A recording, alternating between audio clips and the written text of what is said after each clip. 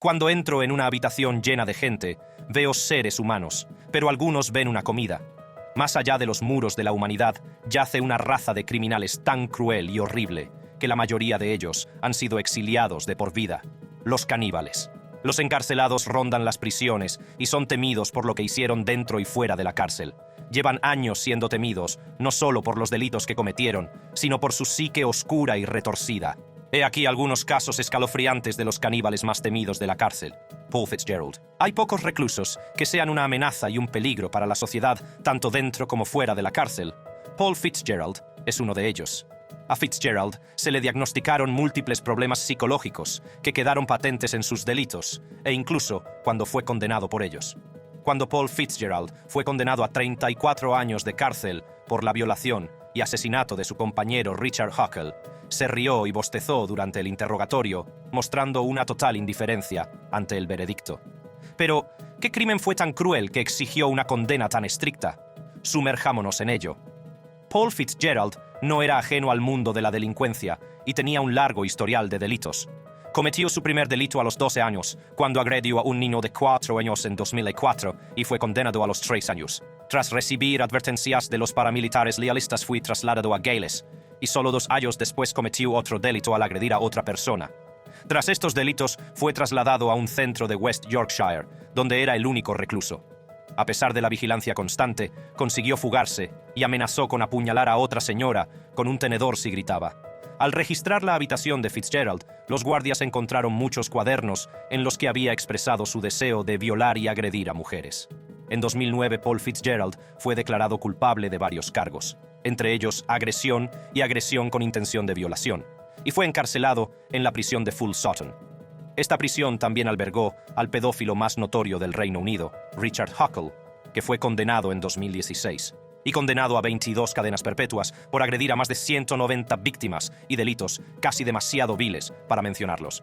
En 2019, Paul Fitzgerald agredió y asesinó a Richard Huckle en un desgarrador ataque de 78 minutos. Fitzgerald amordazó y ató a su víctima, lo estranguló con un cable eléctrico y procedió a sodomizarlo con un utensilio de cocina Romo. Fitzgerald también le golpeó la cara contra el suelo de la celda varias veces y le apuñaló en el cuello, y por si fuera poco, Paul también le metió un bolígrafo por la nariz hasta el cerebro. Fitzgerald también expresó su intención de cocinar y comerse la carne de Huckle, aunque nunca llegó a hacerlo. Fitzgerald calificó el incidente de justicia poética y quiso que Huckle sintiera lo mismo que sus víctimas, lo cual resulta bastante irónico si se tiene en cuenta que ambos estaban prácticamente en el mismo barco. También había confesado haber desatado la misma ira contra varios reclusos más, pero alegó que se estaba divirtiendo demasiado con Huckle. En la evaluación psicológica, se reveló que Paul Fitzgerald padecía un trastorno de conducta desde una edad temprana, disforia de la personalidad de género y trastorno de la personalidad. Sin emociones y tranquilo, Fitzgerald recuerda sentirse drogado como una cometa en el momento del asesinato. El juez Lavender declaró: «Eres un psicópata y disfrutas imaginando que torturas, violas, matas e incluso te comes a otros». Entró en su celda equipado y con la intención de violar y matar al señor Huckle, y si era posible, cocinar y comerse partes de él. Como usted mismo dijo, cometió asesinato a sangre fría. Lo que resulta chocante es que este temido caníbal consiguiera pasar desapercibido durante casi 80 minutos mientras asesinaba a un compañero de celda. ¿Quién dice que la ordalía podría haber derivado en algo mucho más siniestro? Stephen Griffiths. Todos los asesinos en serie tienen una tarjeta de visita, algo tan definitorio en su forma de matar que se reconoce al instante. Uno de esos asesinos y caníbales fue Stephen Griffiths, también conocido como el caníbal de la ballesta, que en 2010 fue condenado a cadena perpetua sin libertad condicional por el asesinato de 3 trabajadoras del sexo: Susan Rushworth, Shelley Armitage y Suzanne Blamires. ¿Su arma preferida? Una ballesta que utilizaba para matar a sus víctimas y luego desmembrarlas y comerse partes de sus cuerpos. Pero incluso antes de esto, Griffiths no era ajeno a los delitos criminales, y estas transgresiones pasadas deberían haber sido señales de advertencia para la ley de algo mucho más siniestro por venir. Lo que empezaron siendo delitos menores durante su infancia se transformaron en otros mucho más oscuros y amenazadores. A los 17 años, Griffiths acuchilló con un cuchillo al dependiente de una tienda, cuando fue detenido por robar en una tienda y fue condenado a 3 años de internamiento. En 1989 le impusieron 100 horas de trabajos comunitarios por elevar una pistola de aire comprimido que utilizaba para disparar a pájaros y luego diseccionarlos. Me suena a asesino en serie. Pero eso no es todo. En 1992 fue condenado a 2 años de prisión por retener a alguien a punta de navaja, para ser liberado de nuevo en el mundo con poca o ninguna supervisión. Lo escalofriante de estos encuentros es que mientras estaba detenido, Stephen Griffiths había expresado con bastante frecuencia a los guardias de la prisión y a los psiquiatras su deseo de convertirse en un asesino en serie, e incluso fue diagnosticado como psicópata esquizoide en 1991. Sin embargo, nadie prestó atención a estos signos reveladores tan evidentes, y tal vez sean estas deficiencias del sistema las que llevaron a 3 trabajadoras del sexo a un final muy angustioso. Griffiths, que vivía en la periferia del Barrio Rojo, solía pasar mucho tiempo patrullando la zona, al acecho de su próxima víctima, entablando amistad con trabajadoras del sexo y dando la impresión de ser un joven inofensivo, con algo mucho más siniestro gestándose en su mente. En junio de 2009, Susan Rushworth desapareció, y lo que ocurrió con ella, y con los que la siguieron, conmocionó a Bradford. Un año después de Susan Rushworth, otra trabajadora del sexo, Shelley Armitage, también desapareció en abril de 2010, y menos de un mes después, Susan Blamires se convirtió en víctima. Las 3 mujeres corrieron una suerte similar. Fueron capturadas y asesinadas con una ballesta y descuartizadas en la bañera de Griffiths, quien luego procedería a comerse partes de su cuerpo y arrojaría el resto a un lago cercano. El asesinato de Blamires fue particularmente horripilante. Partes de su cuerpo fueron encontradas en el río Aire en Shipley, desmembradas en unos 81 pedazos, uno de los cuales era una cabeza decapitada con una ballesta y un cuchillo incrustado en ella, junto con un poco de tejido espinal que pertenecía a Shelley Armitage. Las imágenes de CCTV del pasillo revelaron que Blamires intentó huir después de haber sido capturada durante 2 días, pero desgraciadamente fue perseguida y asesinada con una ballesta antes de que pudiera lograrlo. Cuando Griffiths se dio cuenta de que acababa de ser grabado, en un acto de desafío, procedió a apagar la cámara. Llegó a decir que es un misántropo y que no siente ningún aprecio por la raza humana. También mencionó que se comía partes de sus víctimas, afirmando que eso forma parte de la magia. Aunque estos casos no deberían sorprender en absoluto, teniendo en cuenta que el hombre tenía un doctorado en estudios de homicidios, literalmente. Griffiths estaba obsesionado con los asesinos en serie hasta el punto de que idolatraba a unos cuantos, incluido el infame destripador de Yorkshire, que asesinó a más de una docena de mujeres, muchas de las cuales eran trabajadoras sexuales, por no hablar de toda la literatura que tenía sobre asesinos en serie y criminología. Por si eso no fuera suficiente, también tenía un alter ego violento en MySpace, donde se hacía la Marvin paria y dejaba mensajes premonitorios en su página. Se puede decir con seguridad que hubo bastantes señales de advertencia antes de que Griffiths atacara, pero sus crímenes pasaron desapercibidos hasta que fue demasiado tarde.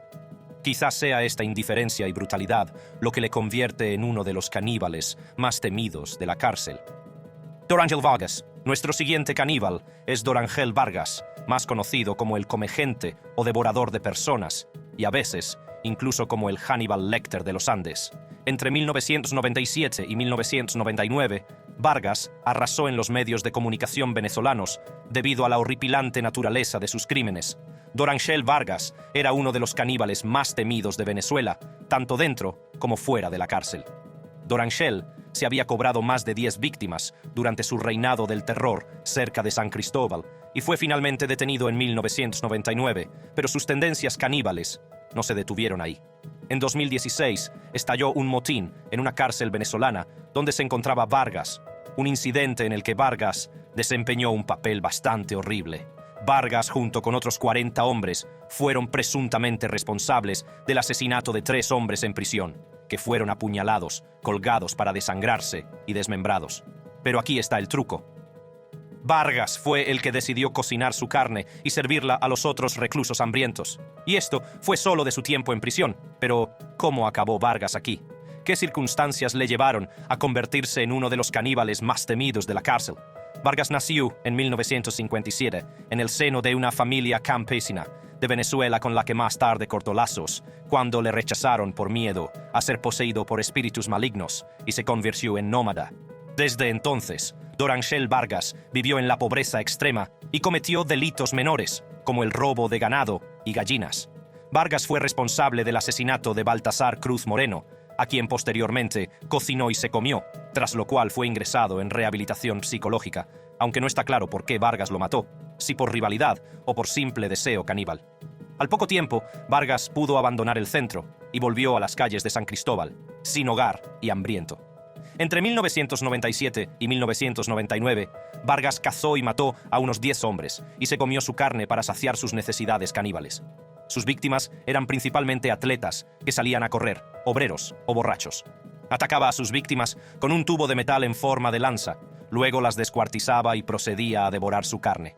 Pero Vargas era muy exigente con la comida. Nunca comía ni atacaba a mujeres o niños porque los consideraba demasiado puros. Tampoco cazaba a personas pesadas o con sobrepeso por razones de colesterol alto. Y por último, nada de ancianos, ya que su carne era dura y a menudo estaba contaminada con enfermedades. Después de canibalizar a sus víctimas, guardaba los restos carnosos en vasijas. A Vargas le gustaban especialmente los músculos, como la pantorrilla o el muslo, y solía hacer un guiso con lenguas y sopa con ojos. Nunca consumía las manos, los pies, las cabezas o los testículos de sus víctimas. Ya te decía que era un comilón quisquilloso. Esto es lo que Vargas dijo sobre sus escapadas caníbales. Enterraba las cabezas y los pies y tiraba los demás huesos al río. También almacenaba algo de carne en recipientes. El corazón y el hígado debían ser condimentados. Si veía a un borracho durmiendo, lo mataba con mi lanza, le cortaba la cabeza y me sentía feliz. Quiero volver allí y cavar un gran agujero para enterrarlos. No me avergüenzo de nada. La falta de almacenamiento hacía que la carne empezara a descomponerse con bastante rapidez, lo que obligaba a seguir cazando a los inocentes transeúntes del parque.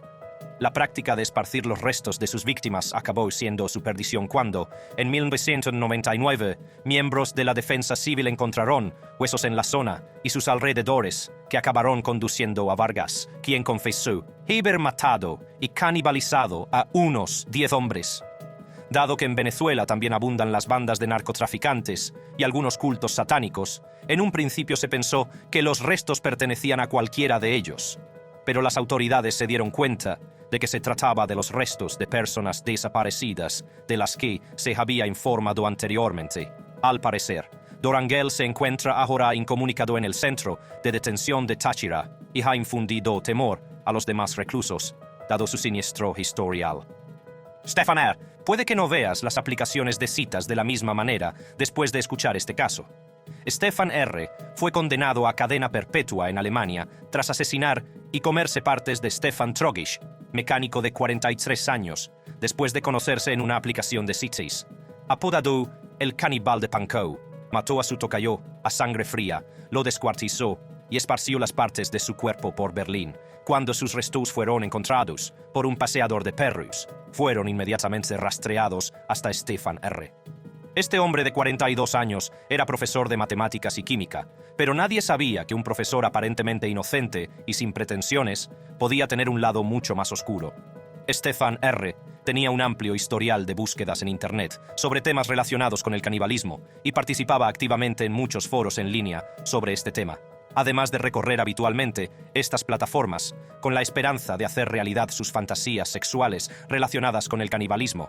Después de que Stefan T. y Stefan R. se conocieran en una aplicación de citas en línea, Trogisch y Stefan R. decidieron encontrarse en la residencia de este último en Pankow, Berlín. Tras mantener relaciones sexuales, Stefan R. drogó a su víctima, la degolló, desmembró el cuerpo y le cortó los genitales con la intención de comérselos. Más tarde, el caníbal esparció los restos por toda la ciudad y pronto la policía llamó a su puerta. Stefan R. negó inicialmente las acusaciones y para defenderse dijo que la víctima había muerto sospechosamente tras pasar la noche y que R. se había deshecho precipitadamente del cadáver por miedo a ser descubierto.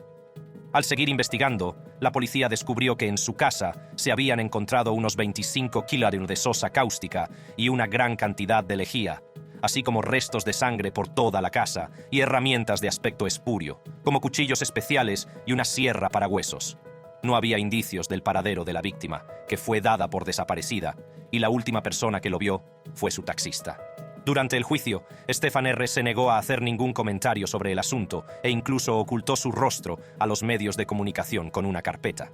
El presidente del tribunal, Matthias Scherz, calificó el acto de inhumano y lo condenó a cadena perpetua sin libertad condicional por asesinato y deshonra a los muertos. En los foros de Internet, Stefan R. se hacía llamar Master Butcher 79, supuestamente inspirado en el infame caníbal alemán Armin Meiwes, que aparecerá más adelante en el vídeo.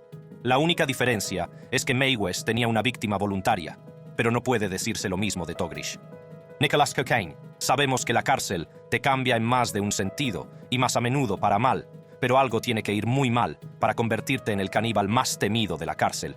Esta es la historia del preso francés Nicholas Cocaine, uno de los caníbales más mortíferos e inestables de la cárcel. En el pasado, Cocaine había tenido varios encontronazos con la ley y había sido encarcelado en marzo de 2006 por intento de violación con arma y recluido en el Centro de Detención Preventiva de Rouen, que es donde obtuvo su alias de Caníbal de Rouen. En 2010, tras cumplir ya 4 años de cárcel, Nicholas Cocaine fue condenado a otros 30 años de prisión con un periodo de seguridad de 20 años, durante el cual no se podía modificar la condena. Se le acusó de un crimen tan horrible, un incidente que solo era material de pesadillas. Nicholas Cocaine nació en 1971 de una madre mentalmente inestable.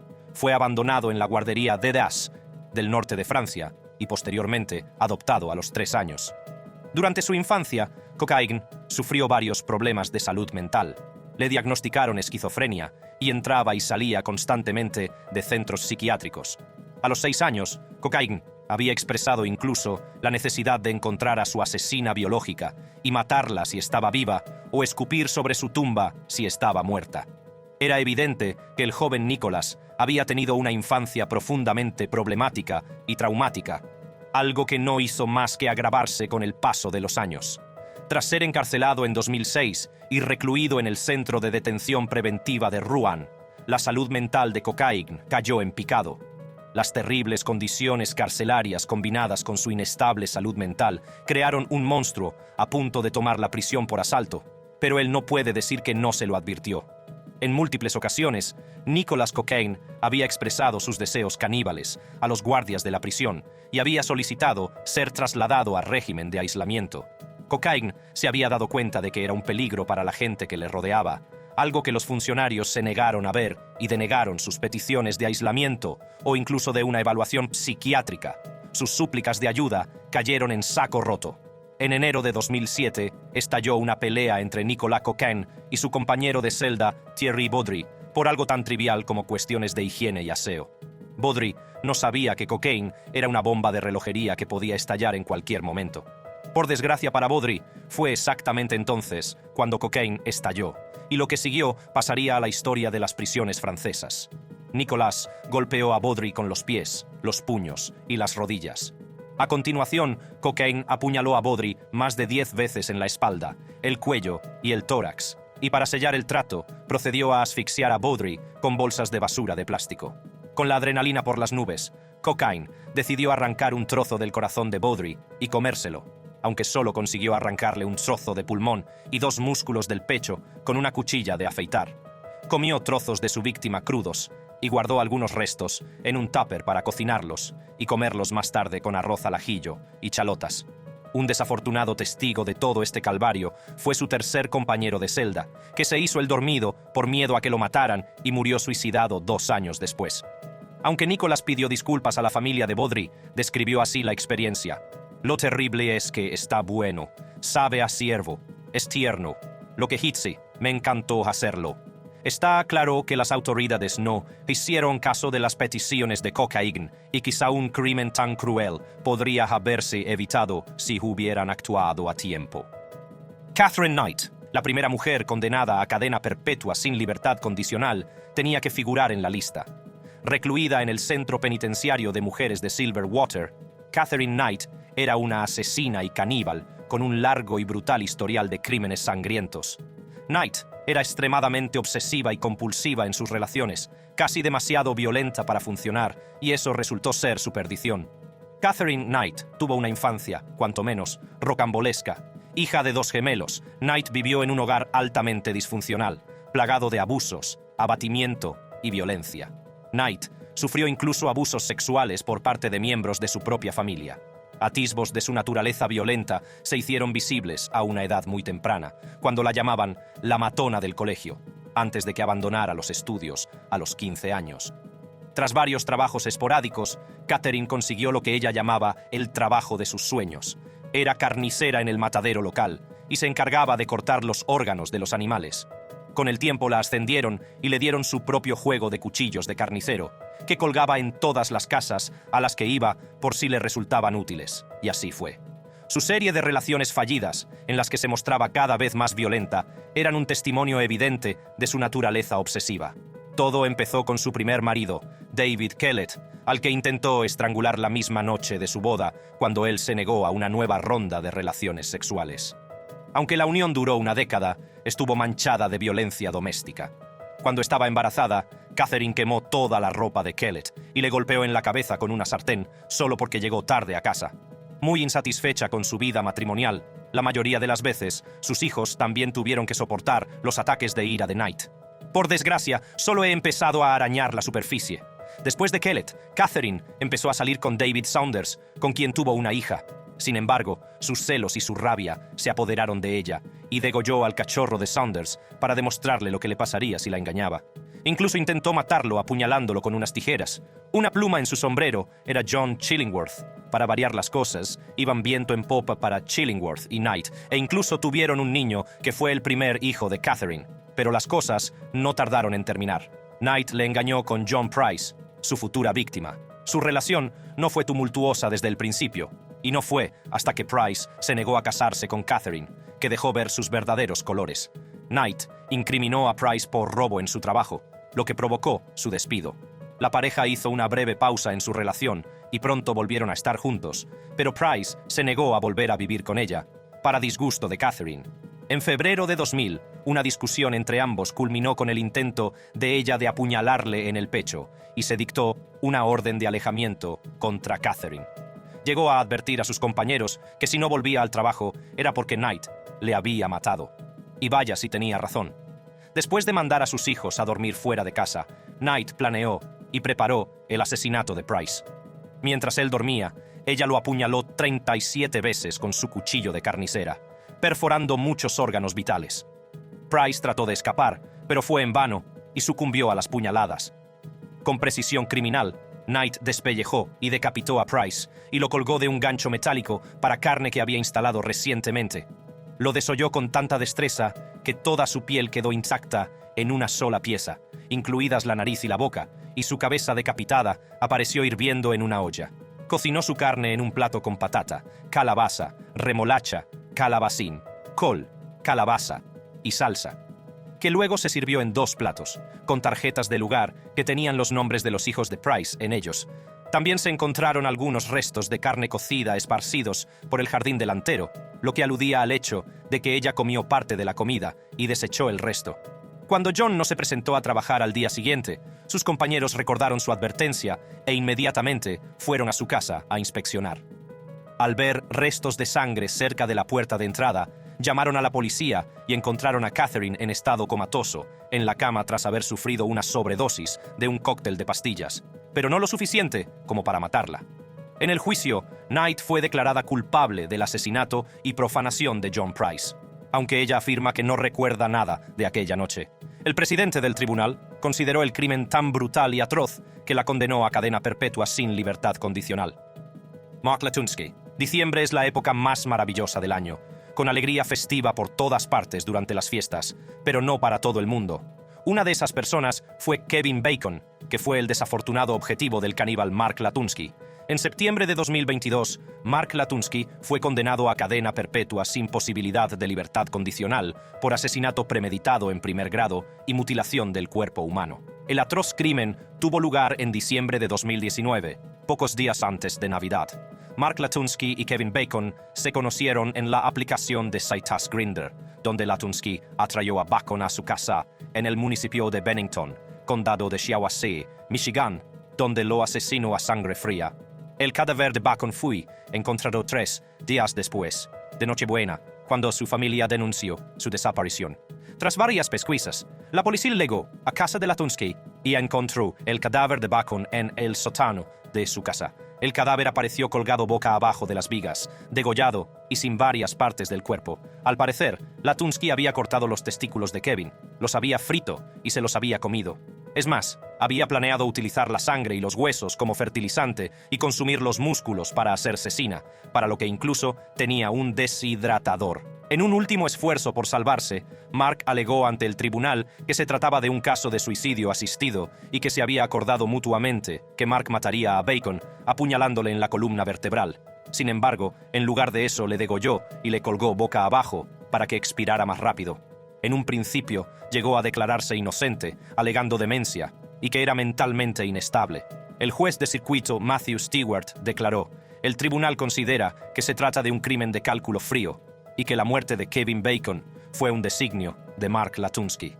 Sin embargo, la copia no puede decir que no lo vieran venir. Kevin Bacon no era el único objetivo de Latunsky. En octubre de 2019, un tal James Charles huyó del sótano de Latunsky tras ser supuestamente encadenado y torturado, como se puede escuchar en su frenética llamada al 911. «Operador, Shiawassee 911, ¿dónde está su emergencia? Llamada. Esto va a sonar un poco vago. Estoy aquí en Detroit, soy de Nueva York, y conocí a un tipo en la estación de autobuses que se ofreció a llevarme. Y no estoy muy seguro de dónde estoy, pero me escapé de su puto sótano y necesito que me lleven». Ni un mes después, en noviembre de 2019, otro hombre huyó del sótano de Latunsky, donde también estaba encadenado, y se encontró con su vecino, suplicando ayuda, mientras realizaba una llamada al 911. «Operador, Condado de Shiawassee, 911. Llamador. Hola, estoy tratando de escapar de un tipo espeluznante. Me tenía atada en su sótano». Operadora. «Lo siento, ¿qué es eso?» Persona que llama. «Estoy intentando escapar de un tipo que me tenía encadenada en su sótano». Operadora. «¿Te tenía encadenado en su sótano? ¿Desde dónde llamas?» «No lo sé. Me persigue». El vecino pareció corroborar que efectivamente era cierto y que el hombre llevaba una falda de cuero y cinturones en el pecho, con Latunsky a cuestas. Vecino. «Oigo un golpeteo en mi puerta a las 4 de la tarde y me levanto de un salto. Mis perros están ladrando, como probablemente estás aquí, y este chico tiene la cara cubierta con un trapo y un teléfono en la oreja, y es como: ayúdame, ayúdame, me persigue, está muerto de miedo». A pesar de estos dos casos, las autoridades no hicieron nada para investigar y no se presentaron cargos contra Latunsky, y el destino quiso que un mes más tarde Kevin Bacon fuera su víctima, que no tuvo tanta suerte como aquellos tipos que consiguieron escapar por los pelos. Mientras este caníbal está a salvo en la cárcel, la pregunta persiste: ¿serían las cosas diferentes si hubieran tomado alguna medida en los casos anteriores a Kevin Bacon? Armin Meiwes, ¿recuerdas cuando hablé de Stefan R. y de cómo se inspiró en cierto caníbal alemán? Bueno, esto es. Armin Meiwes saltó a los titulares de todo el mundo cuando fue detenido por asesinar y comerse a Bernd Brandes. Meiwes era un ingeniero informático alemán, un hombre sencillo que parecía bastante normal a primera vista, un buen vecino, bien hablado e incluso simpático, pero nadie sabía que albergaba algunos secretos oscuros. Meiwes tuvo una infancia un tanto rocambolesca después de que su padre le abandonara. Meiwes no tenía hermanos reales, era extremadamente solitario y se sabía que tenía muchos amigos imaginarios. Durante su infancia, Armin expresó sus deseos caníbales a la temprana edad de 8 años, inspirándose sorprendentemente en el cuento infantil Hansel y Gretel, y estas tendencias se intensificaron tras la muerte de su madre en 1999. Poco después, las cosas tomaron un feo cariz. Poco después de la muerte de su madre, Armin Meiwes publicó un anuncio en la ya desaparecida plataforma en línea Cannibal Café, donde pedía voluntarios que desearan ser devorados. El anuncio mencionaba la necesidad de un hombre joven y bien dotado que quisiera ser comido. Aunque muchos respondieron al anuncio, no todos siguieron adelante, hasta que en marzo de 2005 apareció Bernd Brandes, un ingeniero berlinés de 43 años. A través del anuncio, Brandes envió un mensaje a Armin Meiwes, titulado «Dinner or Your Dinner», expresando su deseo de ser comido. La pareja se dirigió a la casa de Meiwes en Rothenburg, donde también grabaron en vídeo el incidente. Por sangriento que parezca, Meiwes y Brandes acordaron de mutuo acuerdo que el pene de este último fuera cortado y devorado por ambos. Tras admirar su cena, Meiwes llevó a Brandes a la sala de sacrificio. Brandes tomó una gran cantidad de somníferos y media botella de aguardiente, tras lo cual Maywes procedió a cortarle el pene. Aunque el plan inicial era arrancárselo a mordiscos, no funcionó, y cuando intentaron comérselo crudo, estaba demasiado duro. La ingeniosa solución a este problema. Maywes decidió freírlo en una sartén con otros condimentos: sal, pimienta, ajo, vino. Trágicamente, lo quemó en el proceso, dejándolo incomestible. Poco después, Maywes le preparó a Brandes un baño en el que entró y salió de la conciencia aparentemente debilitado por las pastillas, el aguardiente y la pérdida de sangre. Tras meditar su decisión, Armin degolló a Brandes y colgó su cuerpo de un gancho para carne donde procedió a descuartizarlo. Durante los 10 meses siguientes, Maywes almacenó y comió más de 20 kilos de carne humana. No fue hasta que un estudiante austríaco vio el anuncio en el foro y alertó a la policía, cuando el asunto salió a la luz y Maywes fue perseguido. Como en Alemania no había leyes establecidas sobre el canibalismo, técnicamente no era ilegal y la víctima había dado su consentimiento, por lo que el asunto y la discusión eran más bien grises. A pesar de las pruebas grabadas en vídeo, que nunca se hicieron públicas, Maywes fue declarado culpable de homicidio involuntario en enero de 2004 y condenado a 8 años y medio de prisión. Pero en un nuevo juicio en 2005 fue declarado culpable de asesinato y condenado a cadena perpetua. Así describió Maywes su experiencia. El primer mordisco fue, por supuesto, muy extraño. Fue una sensación que realmente no puedo describir. Había pasado más de 40 años deseándolo, soñando con él, y ahora tenía la sensación de estar logrando esa conexión interior perfecta a través de su carne. La carne sabe a cerdo, pero más fuerte, aunque Maywes admitió que se arrepentía de su acción y quería que su incidente sirviera de ejemplo a los demás. Dijo que había cumplido su fantasía y que sentía la necesidad de consumir a una persona para ser realmente uno con ella. Nino Mbata. ¿Cuánta carne humana es demasiada carne humana? La persona adecuada para responder a esta pregunta sería Nino Mbata, que entró en una comisaría y se entregó alegando que estaba cansado de comer carne humana. Nino Mbata, junto a su cómplice Lungisani Magubane, fueron condenados a cadena perpetua en 2018 por cometer un crimen tan monstruoso que pasaría a la historia y lo convertiría en uno de los caníbales más temidos de la cárcel. En agosto de 2017, Nino Mbata acudió a la comisaría más cercana para entregarse. Estaba cansado de consumir carne humana, una afirmación tan escandalosa que hay que verla para creerla. Mbata sabía que su afirmación era demasiado estrambótica y por eso llegó preparado con pruebas. Una mochila escolar rosa con una mano y una pierna humanas dentro. Un día que quedaría grabado en la psique de todos los policías de la provincia de KwaZulu-Natal. Mbata era un curandero tradicional y médico, alguien en quien la gente confiaba en la pequeña zona. Irónicamente, el hombre al que la gente confiaba su salud resultó ser un asesino y un caníbal. Condenados por el asesinato de Sanele Hlachwayo, de 25 años, Mbata y Magubane fueron los responsables de descuartizar a la joven madre y utilizar las partes de su cuerpo para atraer la suerte. Cansado de no tener suerte con el dinero, Magubane se dirigió a Mbata para cambiar su suerte y hacerse rico. Mbata le dijo que para tener suerte debía derramar sangre, ya fuera de una mujer o de un niño. Por desgracia para Sanele, se convirtió en su objetivo. Una Hlachwayo borracha fue capturada por los cómplices de Magubane y asesinada a sangre fría. Preocupados por la falta de respuesta de Sanele, sus familiares acudieron inmediatamente a la policía, donde identificaron el cuerpo descuartizado de Hlachwayo, que había sido utilizado para fabricar medicamentos.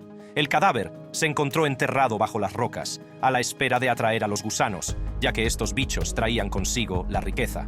Tras confesar sus espeluznantes crímenes en los que le obligaban a comer carne humana, Mbata condujo a la policía a su casa, donde guardaba toda su parafernalia. El hedor de la carne humana en descomposición podía olerse a kilómetros de distancia. He aquí el relato de un agente sobre lo que vio. Seguí al acusado hasta la habitación, donde sacó un plato pequeño. Dentro vi algo con forma de oreja y lo que parecían ser unas mandíbulas. Luego cogió otro cubo que parecía tener intestinos. Sin embargo, Mbata y Magubane no fueron los únicos que se ensuciaron las manos. Una tercera persona fue detenida, pero fue absuelta de todos los cargos, por falta de pruebas, y otra cuarta murió por suicidio mientras esperaba el juicio. Y hasta aquí nuestro vídeo. Haz clic aquí o aquí para ver más vídeos de nuestro canal y nos vemos la próxima vez.